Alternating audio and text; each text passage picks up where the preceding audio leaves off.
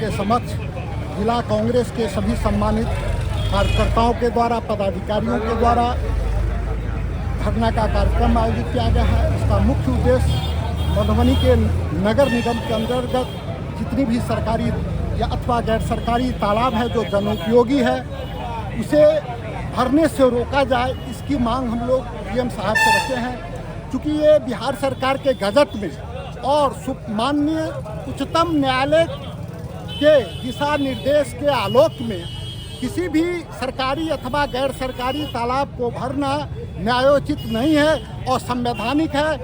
इसीलिए संविधान के अंतर्गत हम डीएम साहब से मांग किए हैं कि नगर निगम के अंतर्गत जितनी भी सरकारी अथवा गैर सरकारी तालाब है उसको भरने से रोका जाए, उसको संरक्षित किया जाए और उसकी सूची जो जिला में जितने भी तालाब हैं जो सरकारी तालाब हैं उसकी सूची जो है सार्वजनिक किया जाए खाता खेसरा के साथ, ताकि आने वाले दिन में कोई सरकारी तालाब को न भर सके।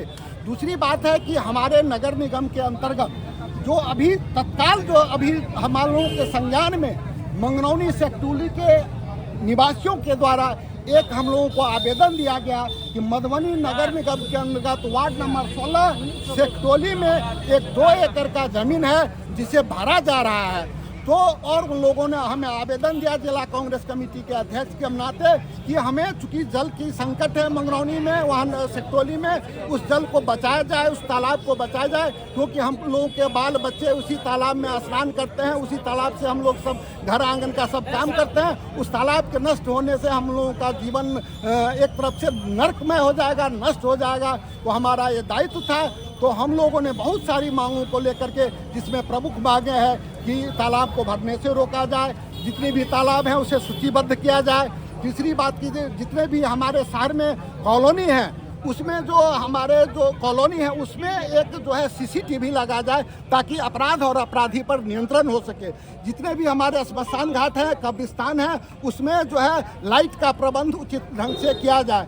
जितने भी वार्ड में है, हर वार्ड जो 45 वार्ड मधुबनी नगर के अंतर्गत है वहाँ जल संकट बहुत ही गहरा गया है। तो जल जीवन और हरियाली को बचाने हेतु और लोगों को इस संकट से उबारने के लिए हम मधुबनी के डीएम महोदय से और बिहार सरकार से ये मांग करते हैं कि हर वार्ड में कम से कम 5 सबमर्सिबल पंप अविलंब करवाया जाए ताकि लोगों को इस जल संकट से राहत मिल सके। पानी पीने की समस्या बहुत है, पानी पीने की बहुत समस्या है। पानी निश्चित प्यास से लोग जूझ रहे हैं, प्यास से पानी से लोग जूझ रहे हैं, त्रस्त हैं। ऐसे में अगर जनता की आवाज़ बन करके जिला कांग्रेस कमेटी नहीं आएगी, जनता की जो समस्या है उसको लेकर हम लोग यहाँ नहीं बैठेंगे तो कैसे होगा। आज इस तफ्तीश के मुद्दों को लेकर धरना दे रही है समाहरणालय के समक्ष।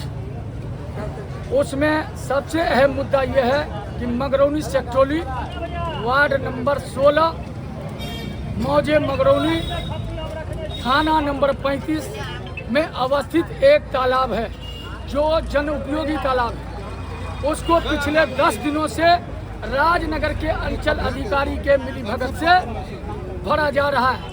मैं प्रशासन से, बिहार के मुखिया से, नीतीश जी से सबसे ये कहना चाहता हूँ कि क्या कोई सरकारी तालाब प्राइवेट तालाब भरने का कोई कानून है? नहीं है। अगर कानून तो प्राइवेट हो या सरकारी हो, जन उपयोग की यदि चीज़ है तो उसमें से मिट्टी निकाला जाए, उसको खाली किया जाए और उसमें मिट्टी भराने पर रोक लगाई जाए और जो पकड़ाते हैं मिट्टी भराते हुए या भरते हुए उसको तुरंत गिरफ्तार किया जाए। ये हमारी मांग है जिला प्रशासन से।